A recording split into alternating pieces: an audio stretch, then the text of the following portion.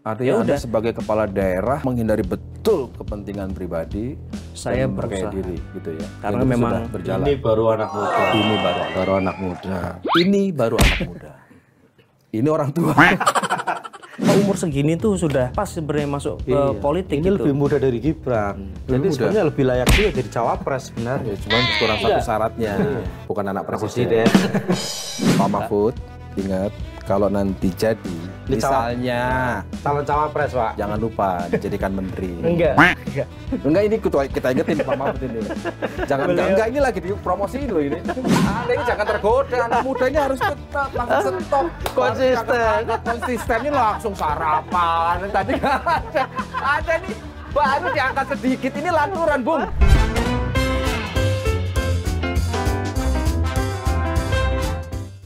Ketemu lagi di lanturan, ngelanturnya pasti mudah-mudahan relevan. Kali ini tepuk tangan dulu, Mas. Amin ya Rabbal alamin. Amin ya Rabbal alamin. Kabul ya. Hari ini kita kedatangan anak muda. Anak muda ya? Anak muda. Hari ini diksi anak muda itu ada di mana-mana. Di pencarian Google ada anak muda. Di hampir semua headline berita itu ada anak muda. Nah, anak muda ini yang disoal. Dan hari ini yang hadir adalah anak muda asli. Ya kan, kader PDI Perjuangan, Muhammad Nur Arifin, Bupati Trenggalek, Jawa Timur. Sehat? Sehat. Alhamdulillah. Sehat terus. Lagi sibuk apa di Trenggalek? Trenggalek ya. Kok bisa datang ke Jakarta nggak izin ngomong Jawa? Bisa lah. Atau jangan-jangan semuanya lagi dikumpulin, Mas. PDIP. Ini lagi musim-musimnya orang semua kader kumpul Jakarta. Standby. Di karantina. Enggak, kebetulan besok juga ada undangan dari Kemenpora, acara Sumpah Pemuda. Jadi sekalian mampir. Sumpah Pemuda, yang diundang anak muda. Jadi sebelumnya nggak pakai sumpah, makanya bisa pindah. Kalau ini sumpah muda. Belum pindah loh, Mas. Iya. Belum pindah. Cak Ipin. Gimana Mas Egi? Hari ini kan pasti mantau ya. Mantau hari ini apa yang terjadi sebagai kader PDI Perjuangan. Saya nggak mau bilang bagian dari yang sedang sakit hati, nggak mau lah. Tapi paling tidak kaget dengan proses. Karena itu kan ada kader yang namanya Gibran. Pasti kawan juga kan. Sama-sama kader PDI Perjuangan, sama-sama kepala daerah, sama-sama anak muda. Kalau boleh tahu, kira-kira waktu mendengar informasi bahwa pasti dideklarasikan, apa yang ada di benak pikiran seorang Cak Ipin? Ya saya menghargai setiap keputusan yang diambil, apalagi Mas Gibran ya. Sebelum ada pengumuman pun kita masih WA-WAan. Jadi ya kita ngobrol gitu. Tapi satu hal yang mungkin saya sayangkan dari simpang siur yang ada ini, kemudian objektifikasi mungkin shocknya publik itu moncongnya diarahkannya ke diksi mudanya. Nah itu yang saya nggak mau teman-teman muda, kemudian kaum Gen Z dan segala macam itu kecipratan di situ. Artinya negatif ya, artinya sebenarnya kan mau muda mau tua itu relatif, karena usia kamu bisa muda tapi umur nggak ada yang tahu. Ya Gus Takim mungkin bisa lebih tua dari saya tapi umurnya mungkin bisa lebih panjang dari saya. Memang lebih tua itu pasti. Ya, jadi yang ingin saya garis bawahi, kita nggak ada masalah sama mudanya. Harusnya publik pun juga tidak bermasalah dengan istilah muda. Masih WA-an, WA grup masih ada kan, WA grup kepala daerah PDI Perjuangan? Masih. Gibran masih ada? Enggak lah, masih ada. Masih. Terus komentar-komentar gitu nggak? Kita bikin grup baru. Ini paling penting. Belum 5 menit sudah dapat daging hari ini. Tapi ada ini aku kepancing nggak sih? Nggak bebas, ini nggak ada soal pancing-pancing. Saling mengomentari nggak? Komentari apa kan namanya kan WA grup kan bebas kadang-kadang. Ya biasanya cuman share berita, komen ini gimana, terus ceng-cengan gitu aja. Sebelum dideklarasikan itu Gibran nggak pamit atau apa sama teman-teman di situ? Kalau pamit aku nggak tahu ya, kalau ke yang lain teman kan aku kan WA-nya personal ke beliau. Cuma tanya Mas lagi di Jakarta nggak, di mana? Ya selebihnya ya biar saya dan sahabat saya yang tahu, maksudnya dengan beliau aja. Nggak di grup itu maksudnya dia nggak pamit? Kalau kan beliau itu Jarang komen. Ya kan beda sama kita. Kalau kita ini kan bupati. Bedanya apa sama-sama kepala daerah? Ya kalau kita kan kepala daerah yang nggak banyak tamu menteri. Kalau di sana kan banyak ketemuan menteri. Iya. Jadi lebih Banyak tamu menteri ya. Terutama Menteri Pertahanan. Menteri Pertahanan. Terus soal jurkam itu memang sudah ditunjuk ya? Ya kalau Anda jurkam ditunjuk ya? ya jurkam ya karena ya kan normal-normal aja ya. Kita artinya Apa kita maksudnya ada spesifik pembagian wilayah khusus misalnya?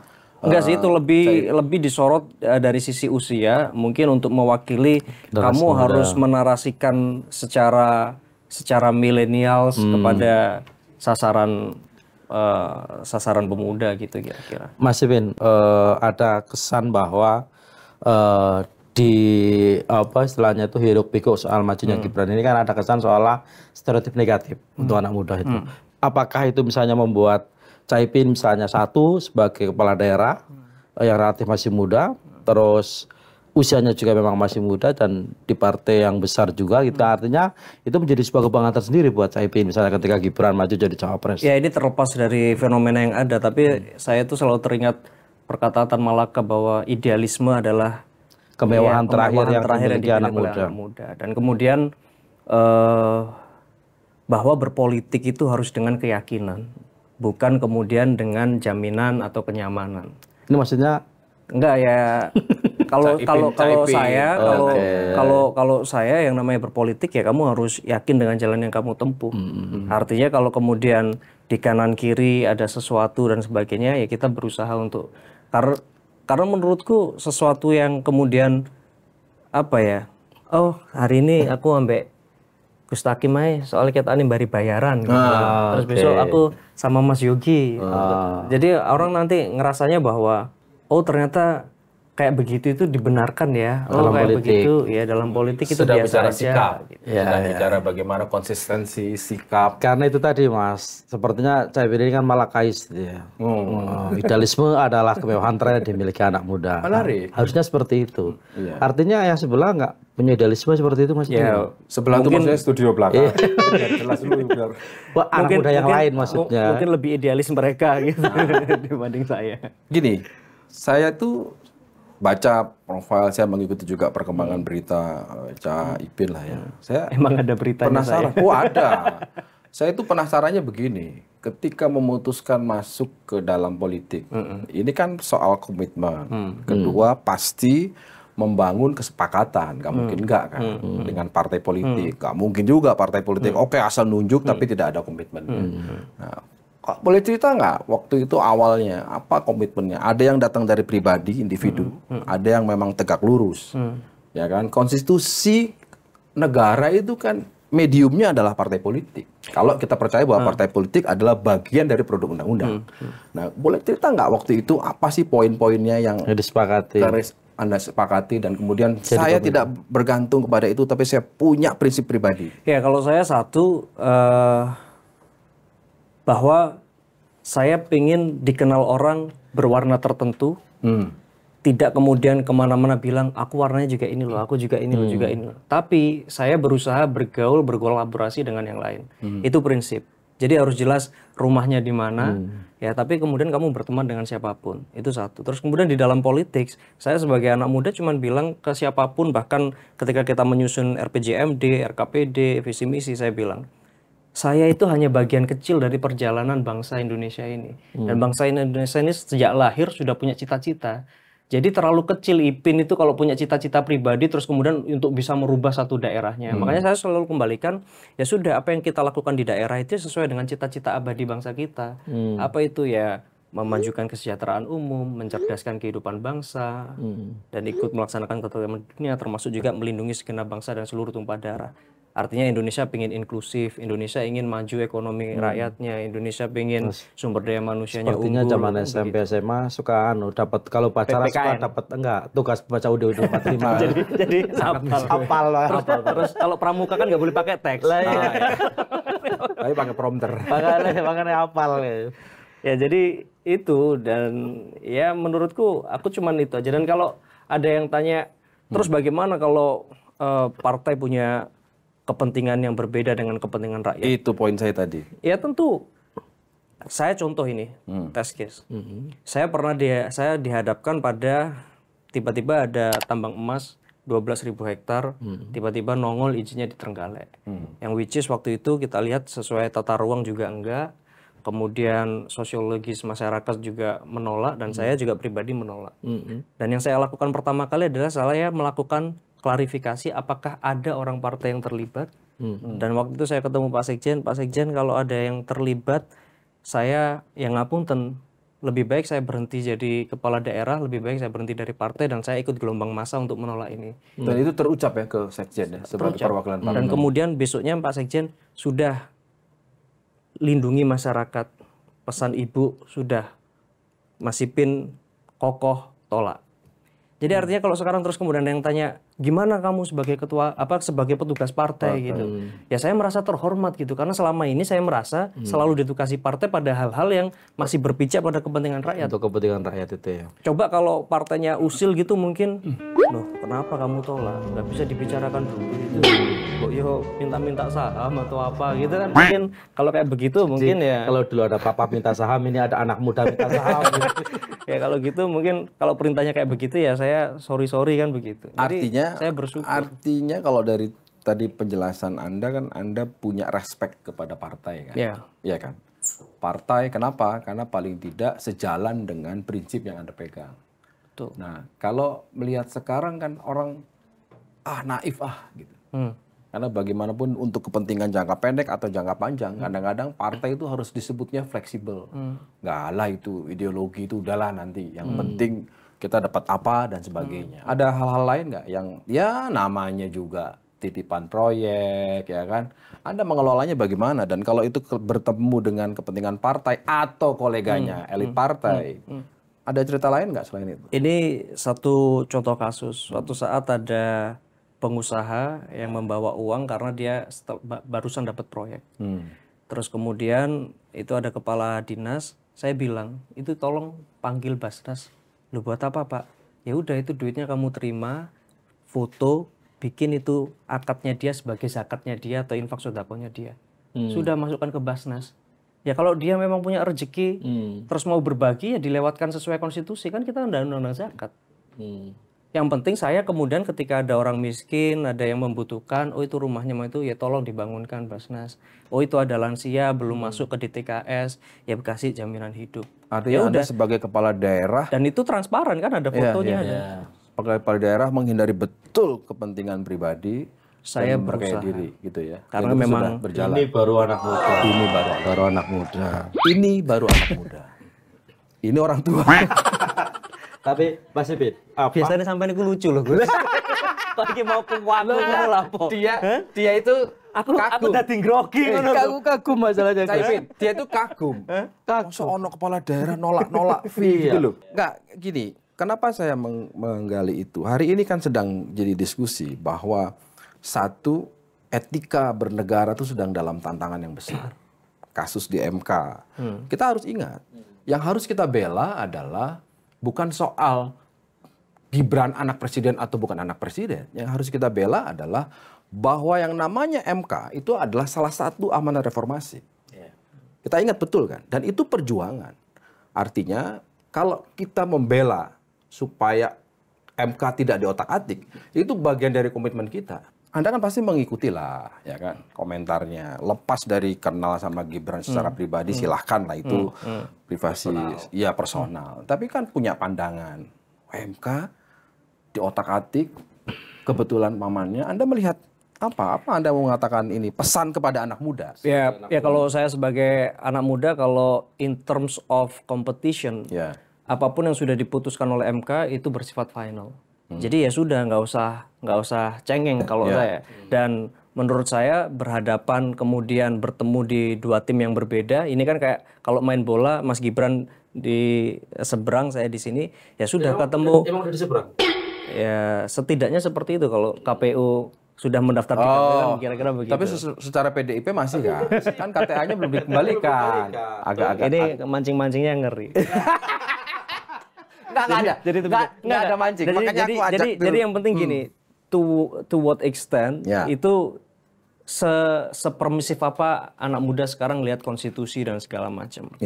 Ya bagi saya mengerti bahwa kenapa sih harus ada demokrasi, dulu Machiavelli itu ngomong kekuasaan harus dipertahankan secara absolut. Makanya dulu yang ada cuma eksekutif dan militer, army. Jadi kalau nggak defense ya ekspansi. Kemudian mereka berkumpul dengan kaum-kaum bangsawan yang pengusaha, akhirnya muncul plutokrasi. Terus kemudian revolusi Prancis pengen yang bangsawan ini tumbanglah dengan kelas-kelas pekerja ini. Akhirnya kemudian kita muncul eranya Montesquieu, trias politika dan segala macam. Bahkan dilengkapi, nggak cukup trias politika, harus ada badan-badan ad hoc untuk mempercepat kerja. Ya kayak kita dulu punya BPKP, BPK, Ombudsman apalah segala macam. Termasuk kita sekarang punya KPK. Itu kan bagian dari adhokrasi untuk mempercepat proses-proses yang tersumbat di trias politika ini. Nah tapi kemudian sekarang pertanyaannya seberapa penting itu semua bagi anak muda. Ya cuman saya cuman meng-highlight satu hal, bahwa amanah demokrasi itu bahwa setiap kekuasaan harus dibatasi.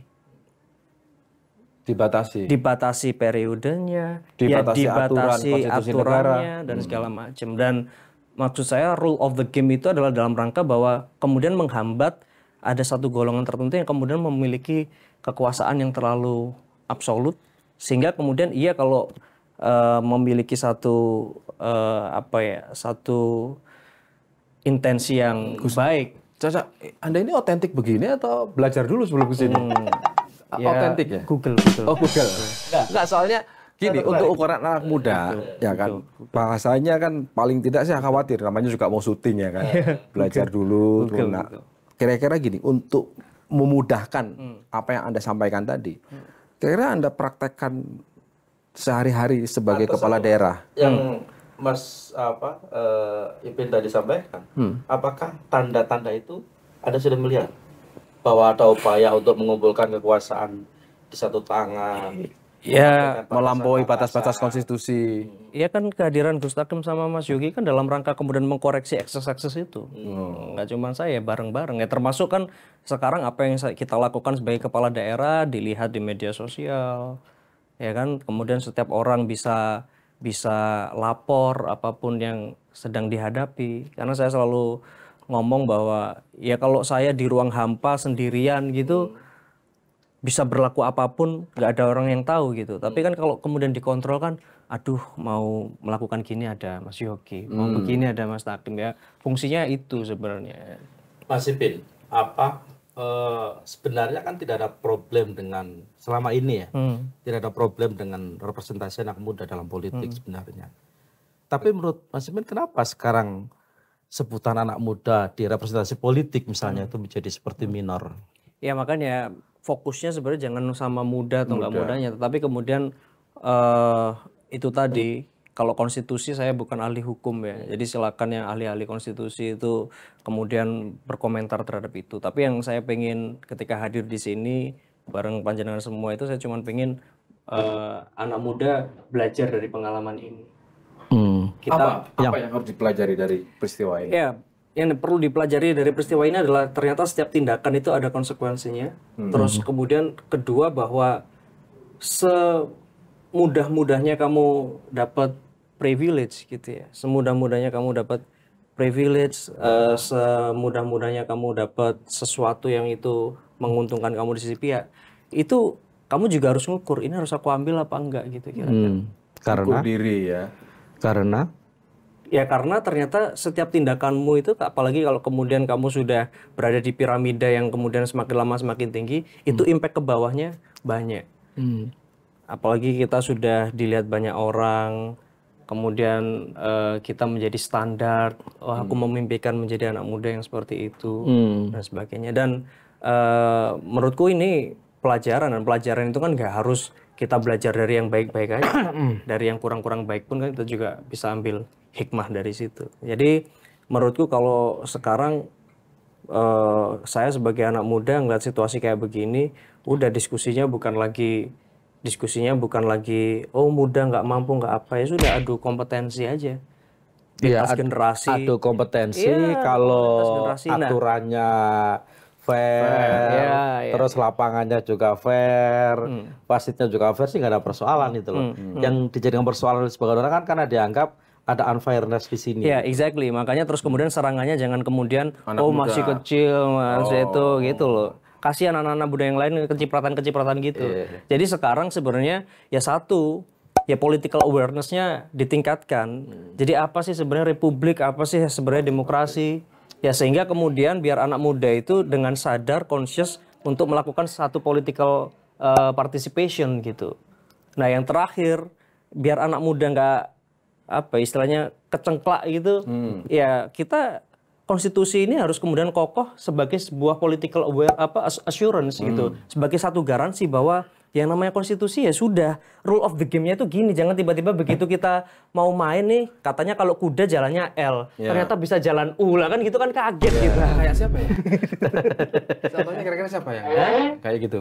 Ya, Makanya harusnya ya ini Gus Takim tadi, ya kan? Emang Tadi kita katanya ngomongnya santai terus tiba-tiba serius itu kan? Iya, Itu kan nggak sesuai sama rule of the game kita makanya tadi. pakai contohnya kuda. Lah, iya. Nggak berani ngomong ya harusnya namanya wali kota ya paling nggak jadi gubernur dulu. Enggak, kalau benteng kan jalannya Kuda Mas, bukan Kalau banteng. kuda kan Oh kuda. Oh pakai contohnya kuda. Kuda. Ya? Pinter juga. Iya. Nggak gini. Saya mau lihat Yang suka kuda siapa sih?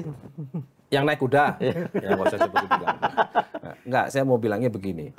Kan kira-kira ya kalau yang apa Anda sampaikan itu kan pasti salah satu. Pembelajarannya kan ketika Anda diterpa di partai politik.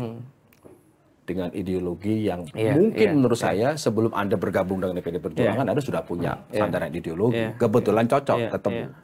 Nah, saya mau tahu punya pengalaman apa dengan diuji ideologimu. Iya dong, dengan ketua umum terutama dalam konteks ya ketua umum. Kenapa saya sebut ketua umum? Karena bagaimanapun simbol ketua umum itu menjadi penting. Interaksinya kepada Anda anak muda yang menurut saya terlalu jauh itu boleh nggak cerita supaya kita tahu semua nih Ya, bagaimana mentoringnya, bagaimana interaksinya, pernah ditegur dan sebagainya. Mungkin godaan loyalitas terbesar saya ketika Pilgub tahun lalu ya, karena waktu itu saya bersama Mas Emil kan bareng-bareng di PDI, terus kemudian kita dapat apresiasi yang begitu besar dari masyarakat Trenggalek dan orang menaruh harapan kepada Dwi Tunggal ini gitu. Waktu itu beliau dilantik usia 31 tahun, saya 25 tahun gitu kan. Banyak harapan, terus kemudian tiba-tiba beliau maju menggunakan haknya untuk maju melalui partai lain. Ya di situ kan kemudian saya diuji.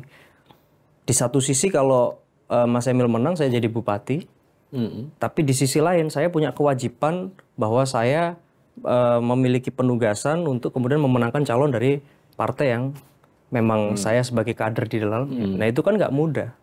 Dan seberapapun keras orang nggak tahu, seberapapun keras saya berkeliling, seberapapun banyak dalam tanda kutip uang pribadi kita untuk kemudian dikerjakan untuk gotong royong dan segala macam, tapi kan tetap aja selalu akan ada kecurigaan itu. Tapi kan biar waktu yang kemudian menjawab.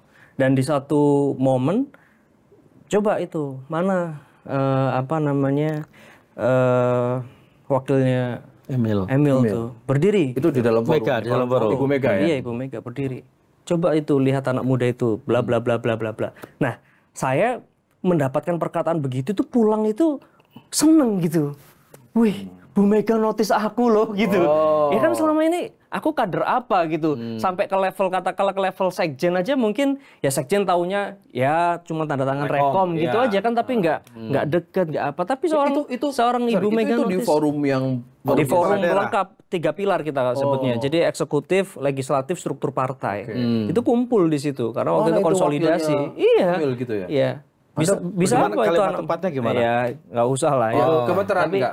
Agak gemeteran dong. Ya gemeternya itu satu saya jadi terpacu, terus kemudian kedua, wih Bu Mega ternyata notice Dan aku. forum-forum itu gitu. sering dilakukan Bu Mega ya? Artinya Iya kepala daerah ya? dan Bu Mega itu kan kalau saya sebut saya sering diskusi sama ibu saya gitu.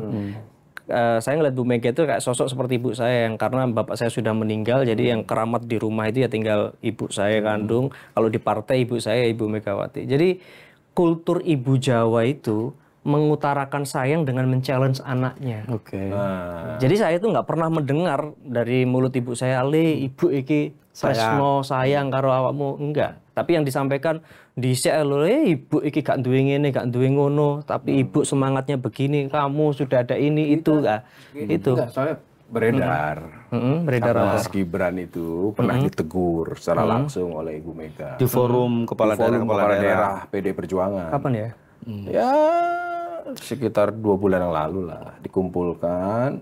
Terus kemudian bicara soal ketaatan, kepatuhan, kesetiaan kepada garis partai dan kemudian menyebut mungkin ya jangan kayak anak inilah gitu. Jadi contoh waktu itu informasinya Mas Gibran mendatangi. Soalnya ada di situ. Enggak, soalnya saya itu kan statusnya 2, satu sebagai kepala daerah terus satu sebagai ketua DPC. Jadi biasanya saya ikut yang sesi yang sebagai ketua DPC.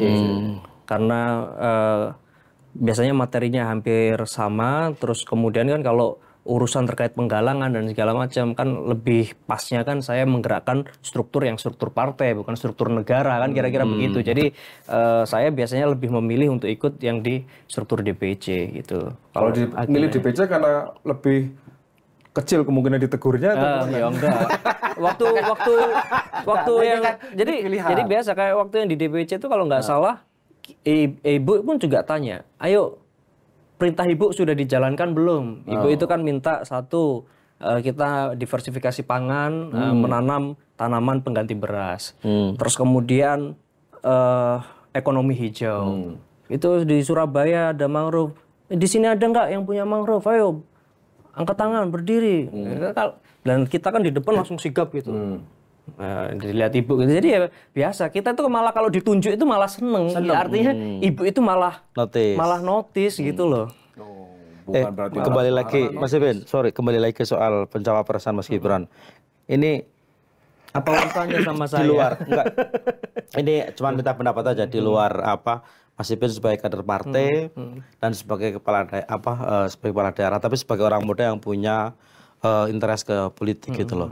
Menurut Mas Ipin, pencawapresan Mas Gibran ini apakah sesuatu yang positif misalnya untuk anak muda dalam konteks politik misalnya, atau justru sebaliknya jadi bumerang? Kalau dilihat lengkap ya dengan segala keseluruhan prosesnya ya, bukan hanya anak muda, tapi ini kan kita ngelihat dengan prosesnya, ada MK dan sebagainya gitu. Ya kalau seandainya kemudian rules itu sebelumnya dibahas oleh eksekutif dan legislatif jauh-jauh hari, kemunculan calon-calon muda itu artinya ada bagaimana ada demokrasi yang kemudian kokoh dan di dalamnya juga menjadi bibit pencarian talent-talent terbaik untuk kemudian masa depan Indonesia ke depan. Kalau itu ada masa depan di kancah politik bagi anak muda itu kan kuncinya. Sebatas semuanya memang berjalan sesuai alami. Dengan the rule of game-nya itu kan.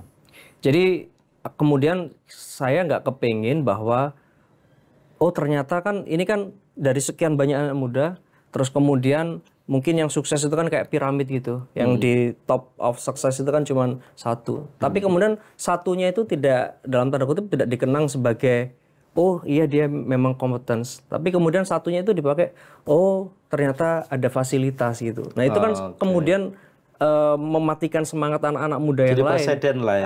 Ada presiden seperti itu. Nah itu yang saya nggak mau. Makanya sekarang isunya aku pengen clear bahwa aku seneng kalau ada orang yang menaruh apresiasi kepada Mas Gibran gitu ya. Karena dulu saya waktu pertama kali ketemu beliau, itu acaranya BMI di Jakarta, beliau itu sempat bisik-bisik, lah iya aku di Solo katanya terlalu muda, ternyata ini awakmu ya Mas yang lebih muda gitu.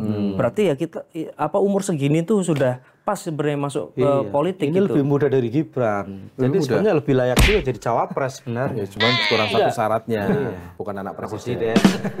Enggak ada.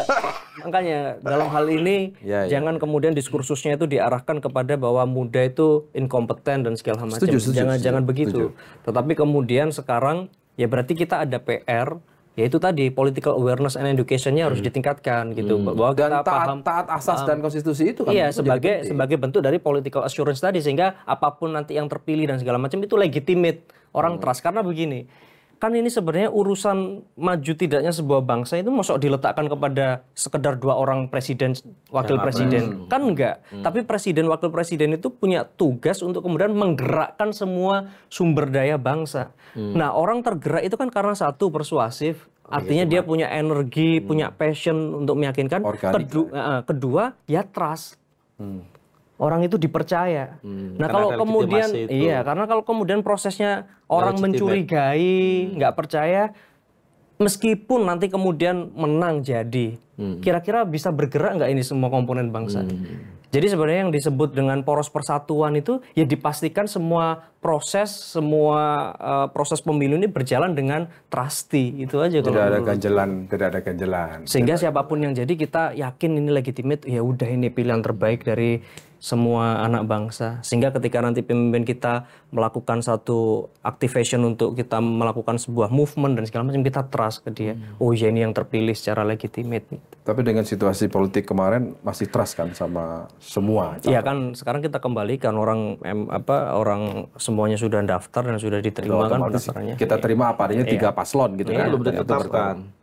Apanya yang belum ditetapkan? Itu capres-capresnya kan sama Iya betul. KPU. Masih ada tahapan. Masih ada tahapan penetapan. Dan juga masih ada katanya sidang etik juga. MK itu kan ya. Iya, malah dia yang tadi dibilang suruh hati-hati, dia sidang etik. Jadi sidang etik kenapa? Mohon maaf salah. Sidang etik kenapa? Sidang etik? Hah? Sidang etik kenapa? Enggak, itu lo kultur. Tadi dibilang jangan ngarang ke sana. Oke, kita ambil idenya. Kita beli. Sidang etik. Ya kan? Sidang etik kan. Loh, MK-nya Mas di enggak. Gini. Saya setuju. Sudahlah, kita jalan dengan 3 itu. Nah, kan kembali penugasan. Jadi jurkam, memenangkan wilayah. Dalam situasi sekarang ada kegamangan, wajar lah. Kenapa? Karena partai Anda, paslon yang Anda ditugasi untuk mensukseskan itu berhadapan dengan orang yang punya ikatan kuat, power, infrastruktur dan sebagainya. Apa Anda merespon ini? Ya, terchallenge. Oke. Maksudnya kayak orang exercise saja. Kalau kamu sekarang bisa angkat beban 10 kilo, dihadapkan beban 50 kilo, kalau bisa ngelewatin kan malah makin body shapingnya makin bagus. Jadi artinya ini malah kesempatan bahwa kalau nanti ada satu variabel A, B, C, biasanya kita perang pilkada variabelnya A, B, C. Tapi ketika perang pilpres ini tiba-tiba ada variabel X, Y, Z gitu. Berarti kan ini ilmu baru nih buat kita. Jadi tapi secara realistis kan pasti gini dong. Aduh, ngeri nih ngelawan infrastruktur negara. Ada dong. Itu kan omongan umum aja itu. Ya kalau saya sih nggak sampai berpikir kayak begitu. Jadi artinya aku Anda masih percaya ya, karena proses demokrasi itu kan berhadap-hadapan, berlawan-lawanan, belum tentu bermusuhan kan begitu. Ini penting nih. Itu. Jadi kita berhadapan belum tentu bermusuhan. Tapi nggak ngomong-ngomongan. Iya. Topo bisu. Kan dia yang bilang topo bisu. Sekarang dia sendiri. Artinya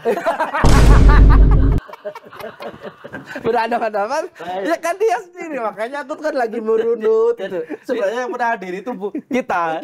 Dia malah kita tuh menjaga posisi Bupati Trenggalek gitu kan, supaya nggak salah-salah. Ternyata dia ngomong sendiri topo bisu. Ini penting karena situasinya memang tidak mudah. Situasinya tidak baik-baik saja. Iyalah, terus kemudian kalau panggung depannya dibilang Ibu Mega dan Pak Jokowi baik-baik saja. Sebetulnya kan enggak. Ada kegamangan, ada kekecewaan. Ya kalaupun terus kemudian nggak baik-baik aja, terus kemudian kita terus nggak ngapa-ngapain juga buat apa gitu. Jadi kalau kita sekarang ya apapun yang dihadapin ya kalau airnya tenang ya kita berenang. Kalau ombaknya tinggi ya kita surfing. Udah gitu aja.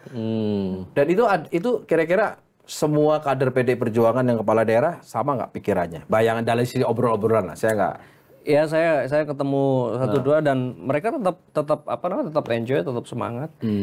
Kayak kemarin ketemu Gresik, saya sering ketemu juga Kediri, besok mungkin ketemu sama Dharmasraya. Ya asik teman-teman saling. Apa mereka dari awal begitu ngelihat pasangan ini kan 2 sisi mata uang nih, pasangan Ganjar dan Prof Mahfud. Paling tidak Anda lah, apa ada optimisme, ada keraguan? Ya tadi bahwa saya percaya bahwa tugas dari presiden dan wakil presiden itu tidak menyelesaikan seluruh masalah bangsa, tetapi bisa menggerakkan seluruh komponen bangsa untuk membangun bangsa bersama-sama. Dan Pak Mahfud itu mewakili citra trust. Artinya kalau saya kira-kira nyoblos Pak Mahfud gitu, kelihatannya Pak Mahfud ini paling bisa dipercaya gitu. Ibaratnya dapur di dalam. Kalau Prabowo Gibran nggak? Ya bisa aja. Ada yang tapi percaya paling beliau. Bisa aja. Kalau ini kan paling bisa. Dan Ya kan bedanya. Dan kalau Pak Ganjar dijelasin ya. dan kalau Pak Ganjar itu kita lihat bahwa ketika rame-rame masalah Wadas dan segala macam, dia kan bukan orang yang tipe lari terus kemudian nggak kelihatan gitu kan, dia ditemuin. Ya meskipun selalu kan ada Seberapa dekat dialog. Anda sama Ganjar, Mas Ganjar? Pak Ganjar ikut kampanye waktu saya pilkada. Terus kalau dekat itu Misalnya interaksinya. contoh saya, Pak, besok itu yang paling banyak ditagih orang itu komitmen dunia tentang Sustainable Development Goals. Oke. Ya, kawasan pesisir utara kan masih banyak rob dan segala macam. Saya ngusulkan begini. Terus beliau jawab, ini aku udah ngelakuin ini. Itu. Jadi ya kalau WA dibalas itu menurutku ya deket lah gitu aja. Kalau Prof Mahfud itu malah mentor politik pertama saya. Oh, gimana ceritanya? Karena dulu sebelum saya ikut partai politik itu saya momen politik saya pertama itu kampanye Prabowo di 2014. Oh gitu. Oh iya? Tapi saya mendukung Pak Prabowo karena di situ melihat sosok Pak Mahfud MD. Oh, waktu itu kan ketua tim suksesnya ya. Ketua tim suksesnya Pak Mahfud. Kemudian 2000 berapa? 2014. Terus kemudian Pak Mahfud waktu itu stay di Jawa Timur. Dan waktu itu di Trenggalek kayak adem ayem, nggak ada calon yang datang. Oh, artinya catatan politik Anda pernah mendukung Pak Prabowo ya? Iya. Oh, di 2015. berani Anda ya? Kenapa? Berani juga ya? Ya kan malah Pak Jokowi Pak Prabowo juga berhadapan-hadapan dulu.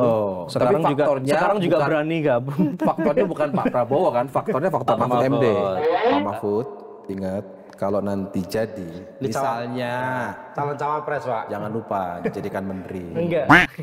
Ini kita ingetin Pak Mahfud ini. Enggak ini lagi dipromosiin loh ini. Karena Pak Mahfud nonton. Iya nonton pasti. Saya itu sukanya beliau dan Ibu Punyai itu, saya pernah ke Jogja gitu ya dengan sahabat beliau namanya Pak Hafandi. Itu yang ngajak sarapan ke warungnya yang nggak warung yang fancy. Giliran ditawarin menteri langsung dibagi-bagiin terus semua. Anda ini jangan tergoda, anak muda ini harus tetap langsung stop. Konsisten ini langsung sarapan. Tadi nggak ada. Ada nih baru diangkat sedikit, ini lanturan, Bung. Balik lagi, Bung. Langsung cerita sarapan lah, bicara domestik, harusnya stop. Ini baru tawaran, belum tentu jadi. Anak muda tergoda ini. Udah ada contoh kan, seorang menteri udah sangat ekspektasi, ternyata nggak ditunjuk juga jadi cawapres ya kan. Jangan ikutin itu. Kurang apa coba, udah bikinin Piala Dunia, udah bikinin stadion U17. Kenapa kemarin tak iyain ke sini? Ini nggak menyelesaikan masalah. Lupakan. Ini kita murni hubungan relasikan penting kan. Bahwa ternyata ada anak muda yang secara usia jauh lah dengan Pak Mahfud, ternyata punya hubungan interaksi yang cukup baik, ada bonding, dan pembelajarannya kan selalu ada transfer knowledge, ada hal-hal yang memang kita nggak pernah tahu di sekolah, di buku nggak ada. Ternyata Anda dapatkan dari seorang Mahfud MD. Itu juga yang membuat Anda waktu itu berpikir mendukung Prabowo. Nggak salah, soal dukungan itu kan bagian dari ekspresi politik gitu kan. Hari ini juga yang kemudian kita sampaikan apa yang terjadi di... Kenapa saya selalu menyebut Mas Gibran? Karena konteksnya adalah kader PD Perjuangan dan Anda sama-sama anak muda PD Perjuangan. Sehingga kita butuh gambaran itu. Emang masih? Yang tahu enggak Gibran emang. Makanya aku tadi tanya di WA grupnya masih ada atau enggak, jawabannya enggak. Bikin grup baru. Enggak grup tapi bikin grup baru. Kalau Anda tanya kader yang di DPC, saya tahu itu masih kader apa enggak. Kalau yang udah kelas begini ya kita enggak tahu. Apa? Saya kan baca ya. Saya baca Anda itu salah satunya bersikap itu ketika dapat perintah, dapat pesan dari ibu Anda yang tentu pasti Anda cintai. Awas nek korupsi enggak tak aku anak. Iya. Itu saya membacanya luar biasa itu. Boleh diceritain nggak? Waktu ketika Anda pamit, kemudian diweling, diwanti-wanti, itu menurut saya sih itu lebih dari sekedar ideologi partai itu. Bayangin nggak ancamannya nggak dia aku anak sama ibu loh. Saya aja agak merinding ini, saya ingat ibu saya. Jadi kan ya kita kalau di kultur Jawa gitu kan tahu keramatnya ibu gitu ya. Dan ketika saya pamit waktu itu ya wes tenan ya kamu niati beneran. Tapi awas kalau kamu ambil yang bukan hakmu, apalagi menzolimi kok haknya orang yang lemah gitu ya, kata aku anak gitu. Karena ya memang mungkin kalau adik-adik saya tumbuh ketika bapak almarhum dan ibu itu sudah berprogres secara ekonomi lumayan gitu. Tapi kalau saya tuh masih ngalami, ibu jualan kacang, saya itu bungkusin pakai lilin gitu, ngerentengin, ngelet gitu, ngerenteng. Terus bapak masih bawa becaknya ngantar ke pasar di Surabaya itu ada pasar Wonokromo. Sekarang DTC itu kan depannya stasiun. Jadi biasanya di situ, ya. Di situ. Dan bahkan ibu saya itu kan mau nikah sama bapak saya karena bapak saya itu janji ke mertua itu untuk nanti tak sekolahkan ini. Tin ini kan ibu saya namanya sering ngatin sampai nanti lulus. Ibu saya itu loh kuliah itu sambil bawa adik saya yang nomor 3. Jadi saking maksudnya berproses akhirnya ibu sampai punya kesempatan kuliah itu setelah punya anak ketiga. Dan Anda belajar dari perjalanan orang tua Anda. Makanya artinya yang saya baca Mas Ipin ini ya memahami betul gitu Mas bahwa untuk mencapai sesuatu perlu usaha dan effort yang keras seperti itu. Instan gitu maksudnya. Mau kemana nih arahnya? Gak ngono. Aku cuma mau ngomentarin ini orang lagi ngomong suruh diarahin lagi ke sana. Gak usah dibanding-banding. Lah iya jangan dibanding-banding. Ini mengapresiasi. Apresiasimu gak ikhlas. Apresiasimu gak ikhlas. Benar. Ada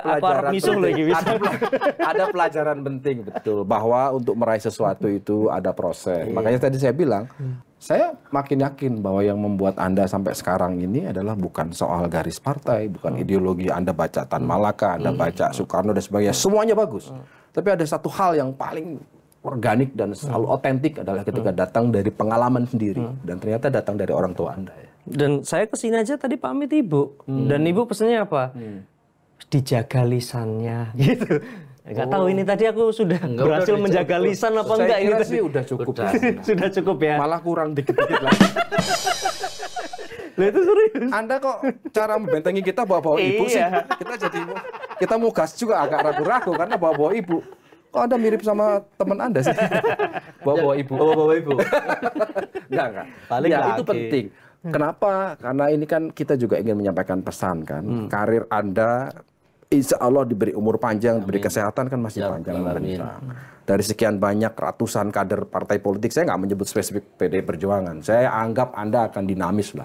Tapi paling tidak poin ke depan adalah soal bangsa, anak-anak muda. Kita setuju ya ada transformasi ke anak muda, ada regenerasi itu pasti setuju. Iya sebagai anak muda saya setuju Mas. Iya, ini kan pengasuh anak muda. Jadi itu menjadi penting. Nah ada lagi nggak yang nah ini lanjutannya, ketika Anda mengimplementasikan ada satu godaan, tadi sudah disebut, kalau ada fee serahkan ke Basnas. Saya menduga itu karena Anda ingat betul welingnya orang tua. Tapi di luar itu kan dinamikanya pasti banyak. Anda berhadapan dengan DPRD, Anda berhadapan dengan era APBD. Kita tahu lah, ya kan, ada hal-hal yang ingin jalan pintas, dan itu semuanya di tangan seorang kepala daerah. Boleh cerita 1-2 momen-momen yang Anda... Ya, satu, kalau artinya kita tidak begitu, mereka mau menekan kita dengan cara seperti itu pun mereka juga satu ada segan.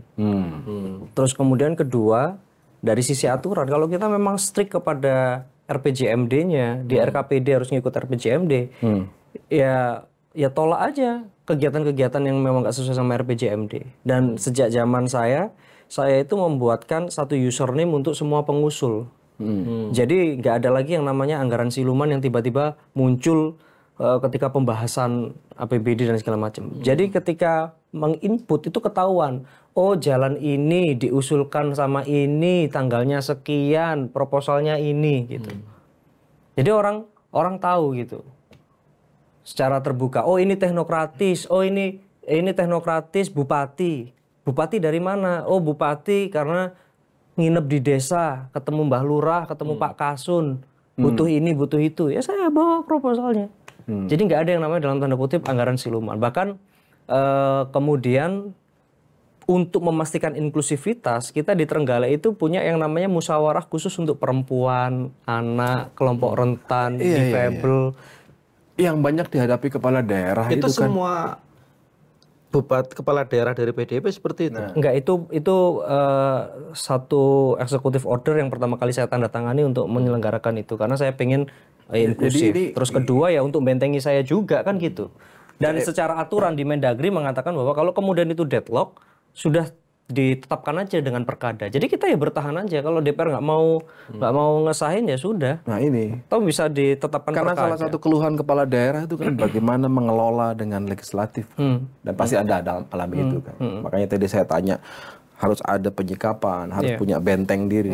Dan saya tadi menduga itu tadi ya, karena ancamannya dia nggak diaku anak ya. Makanya ketika kemarin saya melanjutkan masa jabatan sisa dari Pak Bupati sebelumnya, Mas Emil, saya waktu itu sudah pamit sama Ibu.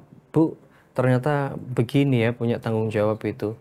Ibu ridho nggak kalau saya kemudian saya kemudian nggak nyalon lagi.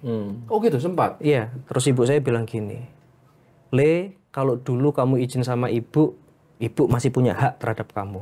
Tapi sekarang posisimu adalah anaknya ibu yang sudah terpilih dan kemudian menjadi haknya rakyat, menjadi pelayannya rakyat. Jadi lanjut atau tidaknya kamu tergantung rakyat. Ini kebalikannya dengan cerita yang beredar sekarang. Ada anak muda yang menjadi pemimpin, kalau ini justru pamit, Bu, ridho atau enggak. Ya, ketemu lagi di Lanturan minggu depan. Terima kasih.